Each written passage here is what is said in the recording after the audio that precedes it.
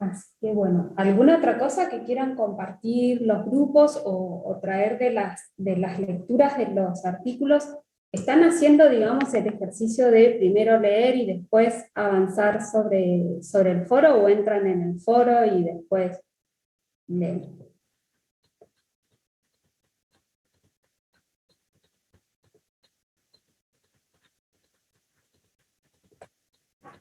Yo personalmente estoy leyendo primero y después resuelvo el foro en base a las lecturas. Está bien, sí, Sí, esa yo es la también. idea, el camino recomendable, ¿sí? Bueno, como para avanzar un poquito con esta clase y invitarlos a seguir haciendo preguntas, hacemos un repasito con el PowerPoint de la unidad. Los textos que tienen para leer es el texto de Asa Cristina Lauren, que es una, ay, no sé si es sueca eso, pero vive en México, es especialista en sistemas de salud. Ustedes habrán escuchado hablar del programa SUMAR o de la famosa CUS. ¿Les suena esa sigla? La CUS, Cobertura Universal de Salud. Habrán escuchado en las noticias, cuando se bajó de categoría al Ministerio de Salud de la Nación a subsecretaría. Bueno, el programa SUMAR es un programa del Banco Mundial. Me parece a mí el texto de los dos, de Asa Laurel, es largo, porque ella también después hace un análisis y una referencia a cómo se han ido implementando estos programas que vienen del Banco Mundial, en distintos países de América Latina, y su impacto, digamos, en la fragmentación de los sistemas únicos de salud pública. Y el texto de Víctor Penchazade también trabaja, digamos, sobre la salud pública, frente a las inequidades y las injusticias. Habla de los determinantes sociales de la salud, y hace en una de las páginas toda una serie de preguntas, que me parece que son interesantes, que a ustedes les pueden esclarecer sobre las dimensiones éticas, ¿no es cierto?, que tienen los problemas cuando pensamos a la salud de eso, desde una perspectiva pública y colectiva, ¿sí? ¿Cuáles son los riesgos y daños y preocupaciones de la población? ¿Cómo las políticas tienen que tener en mente las necesidades de la población? Y se me ocurre también recomendarles para esta unidad una película que por lo menos hasta hace poco era nuevita y estaba en Netflix, que es El olvido que seremos. Es una película colombiana que en realidad trata la biografía, es un poco la historia de vida de un médico en Colombia, un epidemiólogo, ¿sí?, que tuvo mucha incidencia, digamos, en el tratamiento del cólera y la implementación también de la vacunación masiva, etc. Así que es como interesante para que puedan ver. Bueno, bioética y salud pública, la perspectiva desde las desigualdades, ¿sí? Por un lado, es importante que les quede de esta lectura la noción de justicia, ¿sí?, entendiendo, digamos, que el principio de justicia son iguales condiciones y oportunidades de vivir la vida que se desea, ¿sí? Nosotros vivimos hoy acá en Argentina en sistemas democráticos, que tiene activa su salud pública y su educación pública, pero que son sistemas que conocieron tiempos mejores en nuestro país, ¿sí?, que desde los 90 en adelante, con la implementación de políticas neoliberales en la economía, esos dos pilares, digamos, y promotores de la igualdad social, en el sentido de reales promotores de igualdad social, es decir, que garantizaban la movilidad social a través de la educación y el acceso posterior a distintos estudios, o a la educación en escuelas técnicas y la adquisición de un oficio para acceder a mejores cuidados, acceso a fábricas, que antes había más de las que hay ahora, así como hubo toda una reconversión del mundo de la economía, pasado, digamos, a una economía de servicios, que tuvo fuerte impacto, digamos, en el orden social que teníamos y aumentó muchísimo la brecha de desigualdad, ¿sí? Entonces, hablamos de que existe la justicia social cuando toda la población está en condiciones de igualdad, es decir, condiciones materiales de existencia, con necesidades básicas satisfechas que garantizan determinado nivel de vida y por lo tanto las personas pueden estudiar lo que quieren, ¿sí? Tener su vivienda, alimentar a sus hijos, acceder a la salud, etcétera, etcétera. Entonces, la justicia social en condiciones de igualdad es la distribución apropiada de las cargas, ¿sí? Deberes y obligaciones y los beneficios en la sociedad, ¿sí? Entonces, no hay justicia sin reales condiciones de igualdad en los modos de vida, ¿sí? En los tipos de trabajo, en las viviendas que ocupamos. Ahora que estamos próximos al próximo censo, vamos a darnos cuenta, vamos a tener información más actualizada de en qué condiciones estamos. Entonces, ¿cuándo es una distribución? Cuando una distribución es apropiada, ¿sí? Se considera distribución apropiada cuando todos los afectados por ella, es decir, los ciudadanos de un país, están dispuestos a darle su consentimiento. Bueno, esto le está retomando un poco la noción de Habermas, ¿no? O sea, son políticas públicas adecuadas, aquellas que están promovidas por un gobierno electo, cuyo debate, digamos, fue consensuado, y se avanza, digamos, para una mayor redistribución. Esto significa que la justicia admite grados, ¿sí? En el nivel de simetría alcanzado por todos los miembros. Cuando hay mayor simetría y mayores condiciones de igualdad, estamos en mejores condiciones de decir que existe una justicia. Y acá que me dice, esperen que me voy despejando la pantalla de todos los carteles. La justicia en sociedades democráticas, en las que la pluralidad de visiones morales se considera un valor a ser protegido en un Estado, algo que venimos diciendo de las primeras clases, el fenómeno de lo moral, es decir, lo que se considera como bueno o correcto, tiene dos aspectos, el de la felicidad y el de la justicia.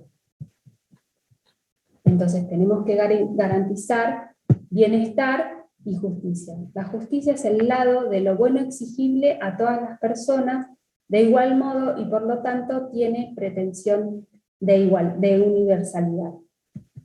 La felicidad, por el contrario, tiene distintas visiones según la persona de lo que significa disfrutar de una vida feliz, por ende implica una dimensión individual que no requiere de la condición de universalización, ¿sí? Lo que esto significa es que cuando hablamos de condiciones materiales de existencia igualitarias es de necesidades básicas satisfechas que permitan, ¿sí? Pensar la salud como la define Amartya Sen, ¿sí? Amartya Sen es un economista, creo que su formación de grado es economista, es premio Nobel, ¿sí? De economía de origen indio, y define la salud como la capacidad esencial, ¿sí? De varones y mujeres para en diversas condiciones poder ampliar sus opciones y oportunidades de vivir la vida que desean, ¿sí? Entonces necesitamos condiciones de igualdad que permitan a las personas tomar decisiones realmente autónomas, ¿no? Estamos hablando de autonomía, de que todos nacemos libres y dignos. Ahora, para ser nazco libre y digno, ahora tengo que tener determinadas condiciones materiales, vivienda, ¿sí? Una familia que me críe, acceso a la educación, son todos derechos humanos, ¿no? El otro documento importante de esta unidad es la Declaración de Bioética y Derechos Humanos del 2005, que habíamos referido también en la clase anterior, y que es un documento importante, digamos, para analizar el modelo de bioético basado en derechos. Sí, tengo que tener reales condiciones para desplegar la vida que quiero, ¿sí? Y la salud es el motor esencial. Sin salud no se puede hacer nada. Entonces, en salud, la justicia se mide o se acompaña del otro término esencial, que es la equidad. Para aquellos que hayan leído, ¿qué es la inequidad en salud? ¿Lo marcaron ahí en el texto? Lo tienen ahí para leer en la diapositiva. ¿Puede ser que sean las diferencias injustas y evitables? Sí, como dice la diapositiva, dice, la equidad en salud es la ausencia de diferencias sistemáticas, es decir, sistemáticas, esto de que son sistemáticas no debidas al azar significa que son injusticias, o sea, vivir en una sociedad de clases es vivir en una sociedad injusta, ¿sí? Por más que la Constitución diga que somos todos iguales, y no somos todos iguales, ¿sí? Nuestras trayectorias vitales no son iguales, no es lo mismo nacer en determinado barrio, en determinado, ir a determinado colegio, o sea, todas esas cosas van marcando desigualdades, ¿sí? En la medida que el espacio público se fue fragmentando y entrando en crisis la educación pública, entrando en crisis la salud pública, esas condiciones de igualdad se fueron dañando, ¿sí? Entonces, como bien vos decís, la inequidad en salud son aquellas injusticias evitables, ¿sí? En la capacidad de funcionar de las personas. Ahora lo vamos a ir viendo con algunos cuadritos, pero en esta situación, o sea que nosotros le propusimos para hablar en el foro, tiene una, digamos, base de injusticia, que es ¿por qué no tengo las camas suficientes aún en un contexto de pandemia? ¿Sí? Que nos agarró sorpresivamente a todos y que puso en evidencia que los recursos en salud son siempre finitos y escasos, ¿sí? Ante una situación de crisis tal, pero no fue solo la Argentina o los países del tercer mundo, digamos, que se vieron afectados, sino que hubo problemas en los recursos sanitarios a nivel mundial, ¿sí? En todos los países. Hubo peores situaciones, más muertos o lo que sea, obviamente que en el mapa general de la pandemia, las desigualdades injustas y evitables se ponen en evidencia. ¿Sí? Nunca sé para ver, cada tanto no paso. A ver. Bien, entonces, las inequidades, que me corro los cuadritos, son resultado de una desigualdad y distribución de poder y recursos. A lo largo de la escala social y acumulables en el tiempo, posibles de ser revertidas a través de un abordaje de políticas públicas desde la perspectiva de los determinantes sociales de salud. Es decir, que la desigualdad es esto que decíamos recién, ¿sí? No es lo mismo nacer en determinada época, en determinado barrio, asistir a determinada escuela, por eso dice que son acumulables en el tiempo, ¿tá? Y requieren, para su solución, requieren de políticas públicas de amplio alcance. Ustedes en el texto que tienen para leer, ya no recuerdo si está en el texto de Asa Lauren o en el de Andrea Macías, que también tienen ahí, no sé si en la complementaria o obligatoria, que en realidad en las desigualdades sociales, la incidencia de reparación que tienen las políticas de salud es un 30%, es decir, que en realidad necesitamos salud pública, pero necesitamos trabajos correctos, escuelas que funcionen bien, etcétera, etcétera. ¿Sí? Toda una serie de medidas sociales. Bien. Los conceptos de equidad e inequidad son relacionales, ahí se nos faltó una E. O sea, solo se puede establecer hasta qué punto es injusta la posesión de ciertos bienes o recursos cuando podemos comparar la diferencia en el acceso a los mismos según los grupos. ¿Sí?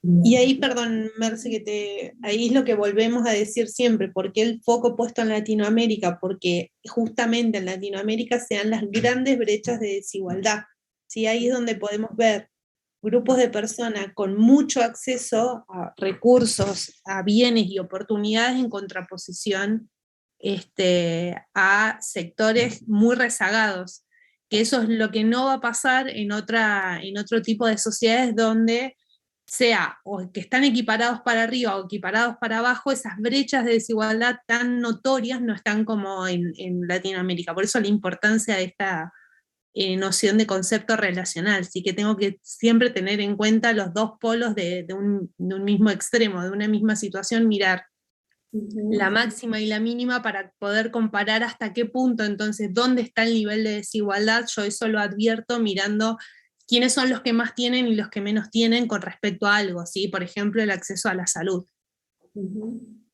Sí. En el texto de Penchazade, página 3, página 4, son dos parrafitos donde tira algunos números sobre la desigualdad, digamos, en el mundo. Dice, en el mundo más de 1.200 millones de personas sobreviven con menos de $1.25 diarios. 2.400 millones de personas con menos de $2.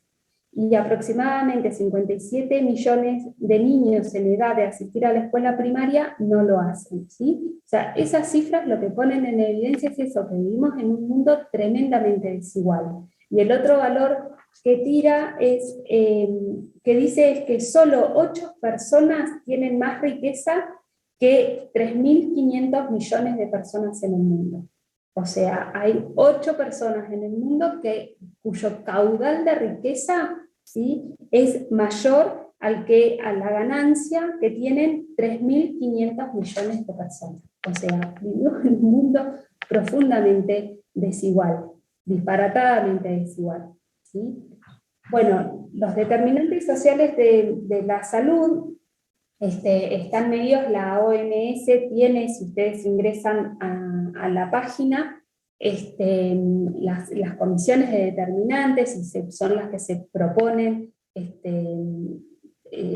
digamos, indicadores a cumplir de acá a 10 décadas, etc. El texto de Penchazade relata el famoso acuerdo, la conferencia, digamos, de la Organización Mundial de la Salud de 1978, en Alma-Ata, que es una ciudad hoy de Kazajistán, que marcaba, digamos, o sea, lo que proponía era salud para todos en el año 2000, ¿sí? Y es de alguna manera la que establece la estrategia de APS, ¿sí?, de atención primaria de la salud, como concepción clave, ¿sí?, para lograr una salud aceptable en las grandes mayorías de la población. Entonces, cuando hablamos de determinantes sociales de la salud, son todas las condiciones sociales en las que las personas nacen, viven, trabajan, ¿sí?, enferman y mueren. Y ahora vamos a ir viendo cuadritos. Bueno, acá los determinantes sociales de la salud son las condiciones económicas, culturales y medioambientales, ¿sí? Pensemos qué lindo vivir en el campo, pues a 300 metros me fumigan, ¿sí? Entonces eso también habla de todos los riesgos ambientales. De hecho, ahora, digamos, con todo el descalabro ambiental que hay, se empiezan a dar las primeras migraciones por causas ambientales, ¿sí? Están las migraciones por causas políticas civiles de conflicto que también tenemos, ¿sí? Migraciones por problemas ambientales. Bueno, los estilos de vida del individuo, y acá, ¿no?, esto que decíamos, que son acumulables, los determinantes sociales de la salud, o las inequidades son acumulables, es decir, por un lado vamos a tener las condiciones que definen a los sujetos: edad, sexo, factores físicos, genéticos, etc., ¿sí? Y vemos cómo hay poblaciones, por ejemplo, todos los que tienen que ver con los grupos llamados minoritarios LGTBI, que tienen, digamos, un montón de incidencias en su salud por su condición de elección de determinado género, ¿sí? La edad, de vuelta, los adultos mayores, vieron que han aparecido todas las leyes que protegen a determinados grupos, están conformando grupos vulnerables. Esta vulnerabilidad, Florencia Luna usa la metáfora de las capas, ¿no?, que se van sumando a eso, las inequidades se van sumando. Entonces, empezamos por el individuo, los estilos de vida, dónde vivo, cómo me traslado, cuáles son las condiciones de mi vivienda, las redes sociales y comunitarias, es decir, el barrio, tengo acceso, ¿sí?, a una plaza para hacer deporte, tengo acceso al transporte para ir a la escuela, para ir al hospital público, tengo un centro de salud cerca de mi casa, digamos, todas esas cosas hacen a las redes sociales y comunitarias. Y después el resto, la educación, el ambiente laboral, ¿sí?, las condiciones de vida y de trabajo, el desempleo, el acceso a los servicios sanitarios, tengo gas, tengo luz, tengo calefacción, o me calefacciono con garrafa, ¿sí?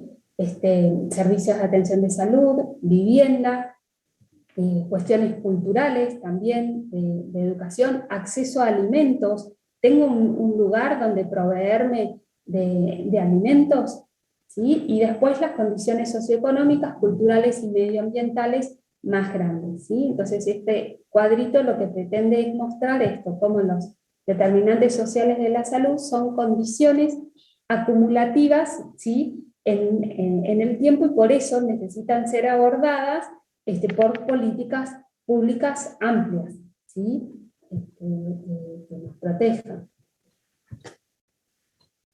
Y esto tiene que ver todo el tiempo, digo, para tenerlo presente, que cuando hablamos de derechos humanos, ¿sí? Antes habíamos puesto un videíto y una definición de los derechos humanos, que son fundamentales y que están interrelacionados, ¿sí? Si afecto un derecho, necesariamente voy a afectar otro derecho.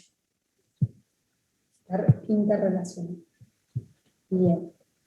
Y acá los promedios esconden las desigualdades y las inequidades, ¿sí? Y acá hay algunos números sobre mortalidad infantil mundial, ¿sí?, de 81 muertos por 1000, 7 por 1000 en los países ricos, y de 160 a 260 por 1000 en los países de África, ¿sí? Eso también ustedes pueden ver estadísticas nacionales. De acuerdo a qué tipos de implementación de políticas, por ejemplo, en todo lo que tiene que ver con cuidados perinatales y materno-infantiles y en la primera infancia, marca un factor muy importante en los índices de salud. Entonces se ha estimado que si la tasa de mortalidad infantil de Islandia se generalizase al mundo entero, morirían, ¿sí?, 6 millones de niños. Y ahí hay otro ejemplo. Una niña sueca recién nacida tiene una probabilidad de vivir 43 años más que una niña nacida en Sierra Leona, en África, ¿sí?, cada año. La esperanza de vida mundial, en general, es de 78 años en los países ricos y de 46 años en países africanos, mientras que en Zambia o Zimbabue es tan solo de 40 años. Y proporciones iguales podemos ver en distintos grupos sociales. Por ejemplo, de vuelta, la población de mujeres trans, ¿sí?, que hasta hace pocos años, no sé si ahora ya se fue modificando levemente la brecha, pero tenían una expectativa de vida de 35 años, ¿sí? Una vida prácticamente, una esperanza de vida prácticamente de la edad media, ¿sí?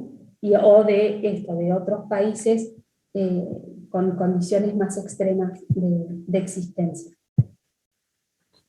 Y acá son otros ejemplos, ¿sí?, de la esperanza de vida masculina y las desigualdades entre países y al interior de los países. De vuelta, es esto de hablar, no podemos generar, o sea, por eso las estadísticas, o sea, sirven y nos permiten y nos dan un panorama, pero los números son sensibles y en realidad los números ocultan a veces realidades mucho más duras. Por eso hay que revisar esto. Este cuadrito busca ejemplificar, digamos, cómo al interior de los países, de acuerdo a el barrio en el que vivo, ¿sí?, la esperanza de vida disminuye sensiblemente. ¿Sí? Entonces acá tenemos, por ejemplo, Reino Unido, ¿sí?, un lugar, Glasgow, un lugar de Escocia, donde la esperanza de vida es de 54 años, y en el mismo lugar, Reino Unido, Escocia, ¿sí?, en otro barrio, fíjense que acá se llama Lency, y veníamos de Calton, que ahí están después las referencias, es de 82 años. ¿Sí? La otra comparación es en Estados Unidos, ¿sí? País Estados Unidos, ciudad de Washington, D.C., en un barrio de población afro o negra, y la comparación de Estados Unidos en el condado de Montgomery, ¿sí?, población blanca, 80 años. ¿Ah? Entonces, eso para mostrarles un ejemplo de las desigualdades. ¿Preguntas o cosas hasta acá para las compañeras también para agregar? Acá es lo que recordaba recién Romina, de por qué ponemos tanto énfasis, digamos, en las desigualdades, pero igual los cuadros anteriores nos mostraban también que las ciudades del primer mundo tienen muchas desigualdades. Otra película interesante para ver es, Mi nombre es Daniel Black, ¿sí?, sobre Inglaterra, son de los hermanos Dardenne, son directores de cine que siempre se dedican a contar historias que en general los países del primer mundo suelen ocultar de sus poblaciones, y ahí también se muestran muchas desigualdades. Bueno, más datos. Latinoamérica es la región con mayor inequidad, ¿sí? La teoría de la decolonialidad del poder es una teoría de Ángel Quijano, que habla, bueno, eso sobre la matriz de la desigualdad en América Latina, los siglos que tenemos de sometimiento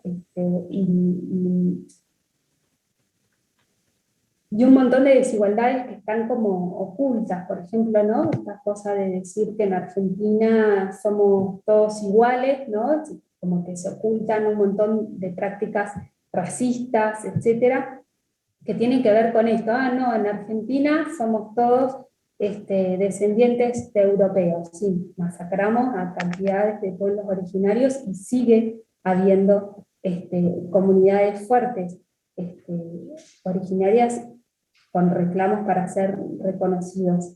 Y en Neuquén, el Estado social más favorecido gana, esto también un dato local, el estrato social, o sea, la clase social más favorecida gana 40 veces más, ¿sí?, que el menor de los ingresos. ¿Ah? Es como de pensar en Neuquén, no, si en Neuquén son todos petroleros, ¿no? Entonces todos los precios están acomodados para los sueldos de los petroleros. Yo en salud no gano como un petrolero, ¿no? Pero es eso, disponer, eso hace que se empuje la economía. Bien, y acá, en Argentina, el derecho a la salud, la pregunta es si se da en condiciones de igualdad. Comparativamente con otros países de la región, estamos bastante mejor, ¿no? Pero seguimos, digamos, es una salud pública que hay que defender y mantener viva. Bueno, acá está citado que el derecho a la salud está reconocido indirectamente, está incorporado en la medida que Argentina es firmante de los tratados internacionales de protección a los derechos humanos. El derecho a la salud es un derecho humano y por lo tanto está incorporado en este artículo 75, inciso 22, acá Romy, vos corregime cualquier cosa que diga.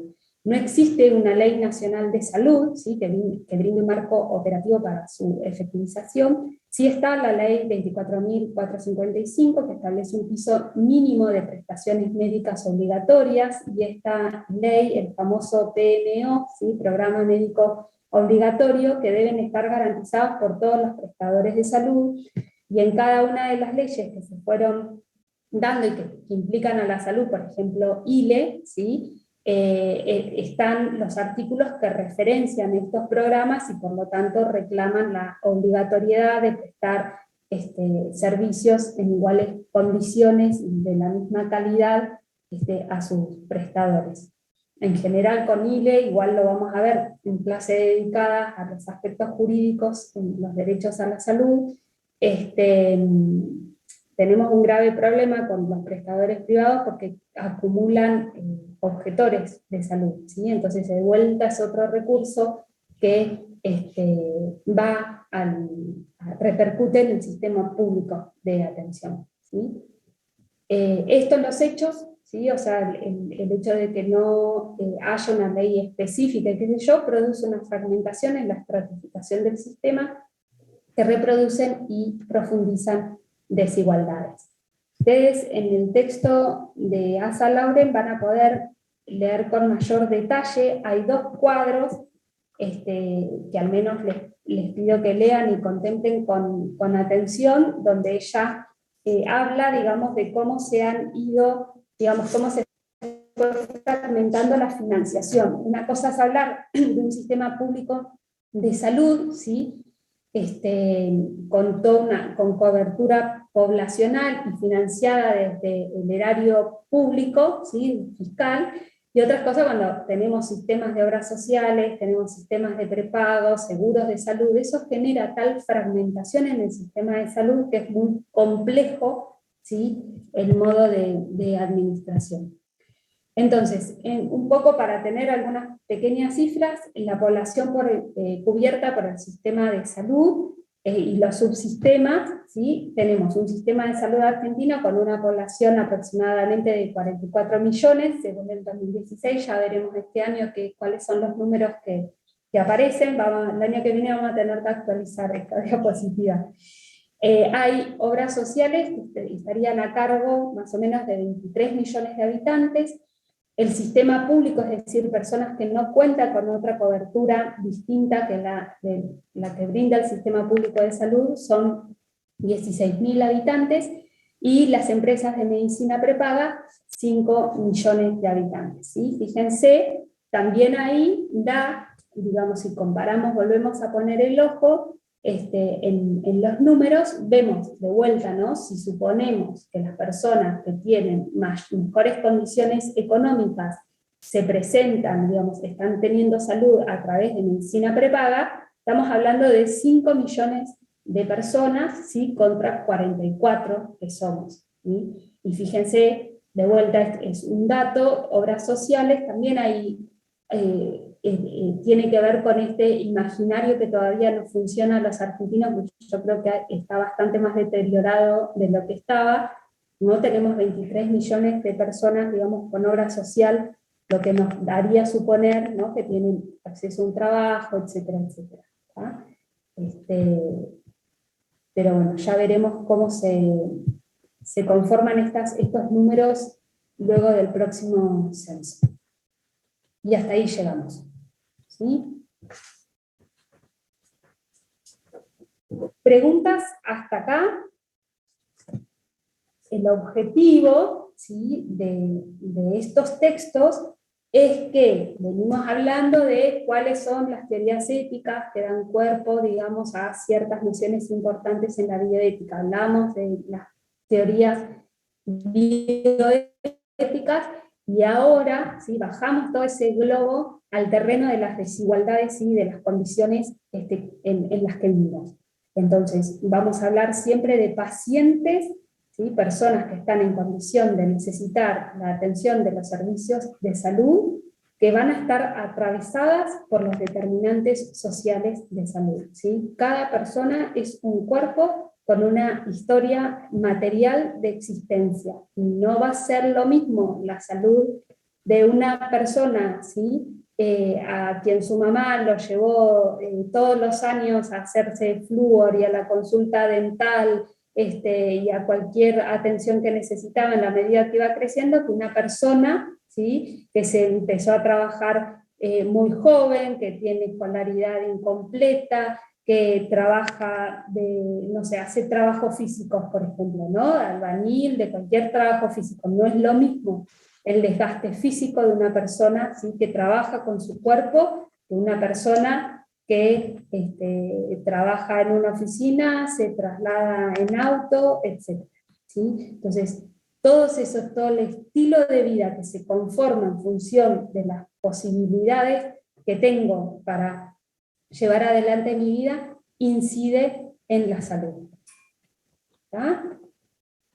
Y que pueden ver también cómo se traslada por ahí al momento de pensar los casos, hay como como que va oscilando los valores que vamos a tener primordialmente en la mira, desde cuando estamos hablando de cuestiones puntuales o de pacientes o de individuos, vamos quizás a poner el foco más en el tema de la autonomía, el consentimiento informado y esas cosas que van a ser las primeras que vamos a intentar detectar, a cuestiones cuando está planteada la salud pública o la administración de recursos públicos y recursos escasos, donde aparece otro foco importante, que es eso también lo que van a dejar traslucir los textos que tienen para leer, que está puesto en la justicia y en la noción de justicia distributiva. De qué manera reparto esto que es escaso de la manera más equitativa posible, teniendo en cuenta la situación de las distintas personas afectadas por la misma situación, ¿sí?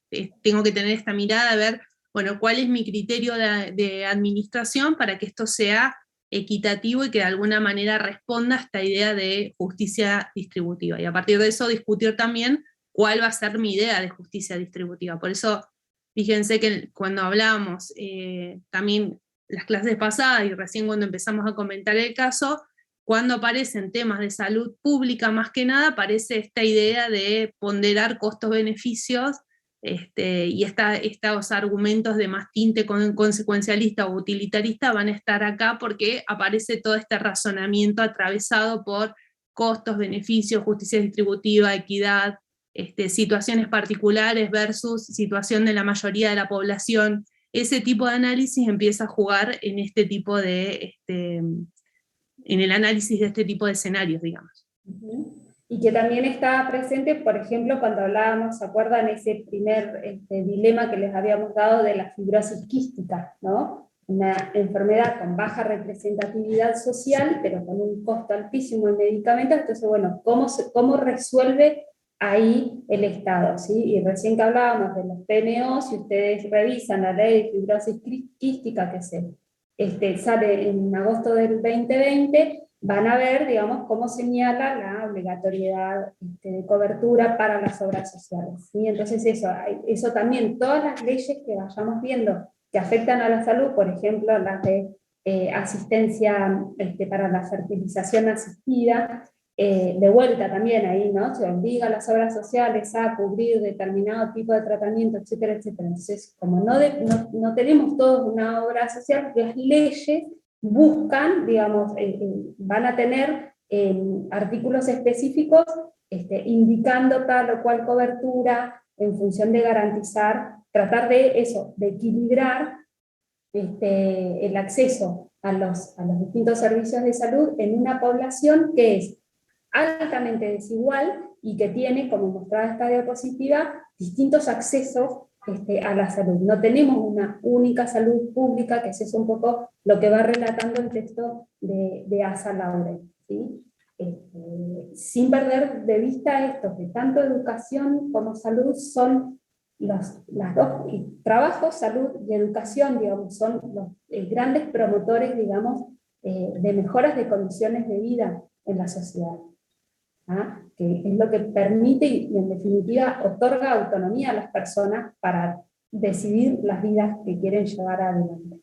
¿Sí? No podemos, siempre que veamos afectado alguno de estos derechos básicos, y vamos a ver resentida la autonomía. ¿Sí? Nunca vamos a poder pensar la autonomía si no vemos a ese sujeto parado, digamos, en una estructura social cruzada con todas estas desigualdades. Bien, ¿preguntas? ¿Están mudos? Se entendió, profe, se entendió todo. Bueno, gracias. Sí.